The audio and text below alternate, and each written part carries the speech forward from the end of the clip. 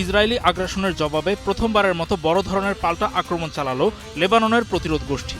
সংবাদ মাধ্যম Times of ইসরায়েলের তথ্য মতে ২০২৪ সালের নভেম্বরে যুদ্ধবিরতি চুক্তির পর থেকে ইসরায়েল প্রায় প্রতিদিন লেবাননে হামলা চালালেও এবারই প্রথম ইসরায়েলি ভূখণ্ড লক্ষ্য করে সরাসরি ক্ষেপণাস্ত্র ও ড্রোন আক্রমণ শুরু করেছে সশস্ত্র গোষ্ঠীটি।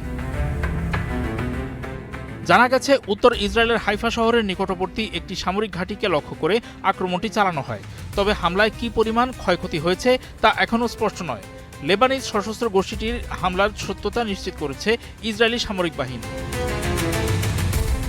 এক আনুষ্ঠানিক বিবৃতিতে লেবানিজ প্রতিরোধ গোষ্ঠীটি জানিয়েছে, লেবাননের সার্বভৌমত্ব রক্ষা এবং সাধারণ মানুষের উপর ইসরায়েলি হামলার কঠোর জবাব দিতেই তারা এই পদক্ষেপ নিয়েছে।